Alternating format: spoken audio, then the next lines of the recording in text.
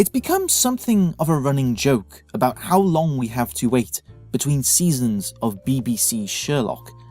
2-year gaps for seasons 2 and 3, a 3-year gap for season 4, and all for 3, albeit movie-length, episodes.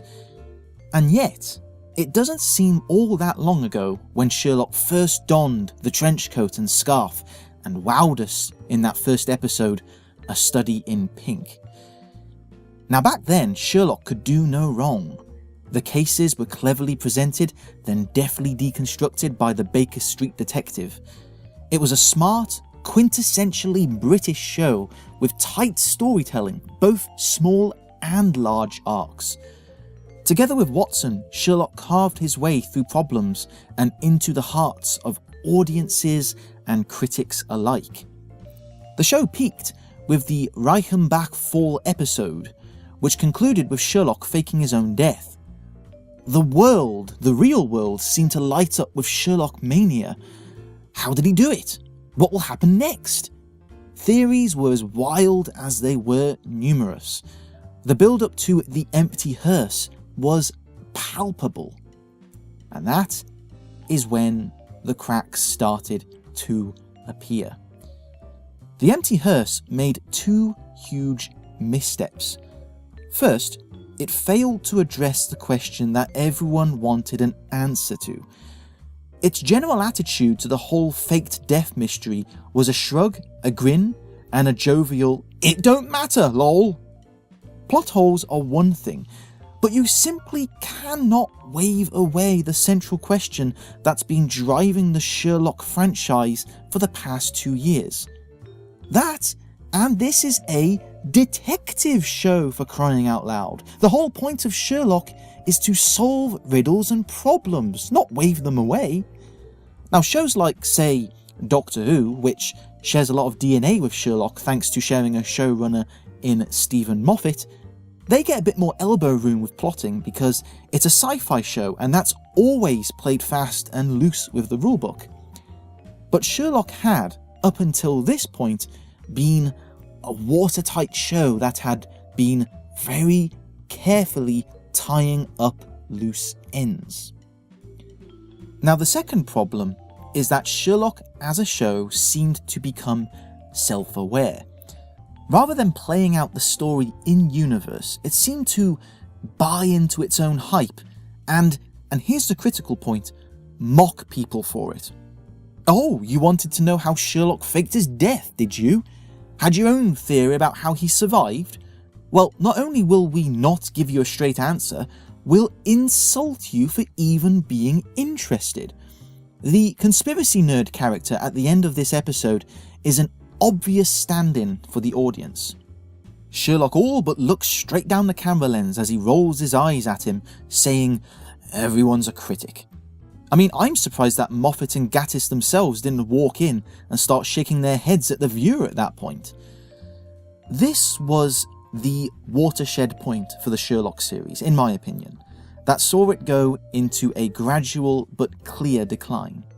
In seasons 1 and 2, the show always backed up its cleverness with reason. Sherlock would make huge leaps of logic, but then explain himself. When he picked out John as being a soldier in the very first episode, he proceeded to explain how he deduced that fact. It made sense. It was clear. But with the Reichenbach Fall, it was clear that this was the first time the show had written itself into a corner. I mean, it was inevitable for a show of such complexities that it would checkmate itself one day, perhaps, but it could have handled that sidestep with a little bit more grace, a little bit more brains than it did, not sidestepping it while flipping the audience a middle finger, which it did. That started off a chain reaction of events in the Sherlock series that seemed to exponentially increase right through to season 4, episode 3, The Final Problem. Events with no weight. With alarming frequency, Sherlock makes those huge jumps to a conclusion with minimal to little explanation. In The Lying Detective, the strongest episode in season 4, the number of times we hear Sherlock's foreplanning, how he laid out the logistics of most of the episode's events weeks before they happened, is startling. and there's none of those clever mind palace explanations anymore. You're just expected to go with it. How did Sherlock know that John would leave his cane by his hospital bed so that he would have the recording vice to catch Culverton and Smith? Oh, he just knew. How could Sherlock be sure that John would watch the DVD of Mary at the perfect time so he'd rush to the hospital and catch Culverton red-handed? Oh, he just knew. You can guarantee that if Watson had been introduced in this season, Sherlock would call him out as a soldier and then just leave it at that. He just knows. No explanation. Solving crimes is Sherlock's MO. What we are seeing is more like a magician using CGI. Sherlock isn't supposed to be all-knowing.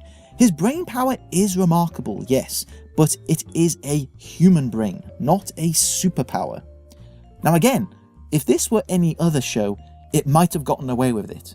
But this is a detective show which started off extremely well. We're seeing the impossible and the inexplicable happen, then it's just pushed aside. Doctor Who can technobabble its way out of problems and wave its screwdriver, ruffle a few feathers for taking the easy way out, but the integrity of the show remains because that's part of the show's DNA. But when Sherlock tries to do the same thing, it cracks the core of the show itself, that core being solving crimes. In the final problem, the believability is stretched to breaking point, as we're asked to believe that Eurus and Moriarty can hatch a master plan in 5 minutes and do all that recording as well. That's not incredible, that's superpower. Oh, and Sherlock makes paintings cry blood. Why? Oh, just for flushing info out of Minecraft. That Redbeard, the family dog, wasn't a dog at all, but a family friend. None of these make sense. In the first 2 seasons, Sherlock would be presented with seemingly nonsensical crimes that he'd then dismantle until the how was clear, until it was elementary, my dear Watson. Oh, not anymore. You're just expected to go along with it. You're expected to believe that Eurus can be defeated with a hug, that the whole plane in the sky shtick was all in her head, that a friend can drown in a huge well on one's private property, yet mysteriously cannot be found. Where's the paper trail leading up to these revelations that makes them believable? Where's the explanation? It often feels as though the writers came up with these clever, stylish ideas, decided they'd work out how it would make sense later, then forgot to work it out anyway. This makes the stories feel weightless. There are no consequences. The patience grenade is clearly an excuse to have Sherlock and John make a cringe-worthy jump through a window as Baker Street explodes behind them. But where's the injury? Not even a limp. Oh, and as for Sherlock's flat, well, that's just quickly repaired and back to normal by the end of the episode. The strongest scene in this episode, where Sherlock has to force an "I love you" out of Molly Hooper before the timer hits 0 and she is killed, that is ultimately meaningless as we see Molly arriving at the flat in the ending montage, all smiles, that devastating phone call apparently forgotten. It makes for a disjointed, unsatisfying, almost fast food style viewing experience that feels artificial. There seems to be an entire DVD box set of posthumous recordings of Mary, and she begins turning up so often in John's mind that you begin to wonder if her death had any consequences at all. Oh, and speaking of Mary, it can be easy to lay a lot of blame at her feet, but as I think we've established, the downfall of Sherlock has run in tandem with her story, not because of her. But she is a part of another problem Sherlock created for itself, something which seems to be a common problem with projects that Moffat handles: overbearing family melodrama. The purity, the simplicity of Sherlock and Watson solving crimes is quickly pushed into the background of the plot, as we are subjected to an increasingly entangled web of Sherlock, John, Mary, Mycroft, Eurus affairs. When was the last time we saw Sherlock solve a crime that wasn't directly related to family problems? Certainly not in season 4, perhaps not even season 3. Moffat and Gatiss ran the whole Mary story like it mattered, like we should be interested. But all the audience is seeing is someone getting in the way of the two stars doing what we want them to be doing. This happens in Doctor Who as well. As intriguing as the whole River Song arc was, it sucked the air out of a lot of Doctor Who.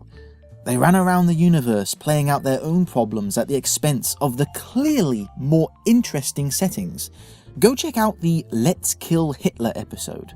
Within the first 10 minutes, they've gone back to wartime Germany and crashed into Hitler's office, accidentally saving his life. Oh, what a great premise, eh? Do they follow through? Heck no! They put Hitler in a cupboard, literally, and get on with chasing River Song through Berlin. For all it's worth, they may as well have set the whole thing in a giant empty box. The show positively delights in acting like its own melodrama is vastly more interesting than the settings it crashes through, when really, the opposite is true. Sherlock is spiralling down the same hole. That mystery at the beginning of the 6 Thatchers with the dead body in the car, that's the best part of the episode because it lets Sherlock operate at its purest. But alas, it's not long before that crime becomes tied into Mary's past. What a surprise. So Mary is the River Song of Sherlock, not just because of how aggravating her presence is, but because she just won't stay away. Moriarty too. Not even death has consequences, it seems. You just live through DVDs, mental projections and flashbacks. I felt absolutely no sense of peril for Sherlock, John or Mycroft through the Eurus maze of doom, no matter how many times they waved guns at each other, because even if one of them died, the impact would inevitably be softened by their semi-returns from the dead that would surely litter future episodes. So we have no consequences, no peril, family melodrama, a disregard for plot holes, style over substance. Now, Sherlock is far from the only TV show to commit these crimes, true. Many are even worse offenders. But the sting comes from seeing just how far Sherlock has fallen. From a deftly written and tightly constructed drama to a flashy, self-satisfied wannabe James Bond. Ah, that explosion. I mean, the ending of season 4, while far too sugary sweet and perfect considering what had come before, did at least reset the series and give a carte blanche to proceed with no baggage. It's just a shame that it took a reset for that to happen. And that's it for today's showcase. Thank you very much for listening, readers. The written version of this is on my website, link of which is in the description just below, along with links to all of my blogs, social media, and my store. So please check them out if you can. Thank you very much, and I'll see you next time. Bye-bye.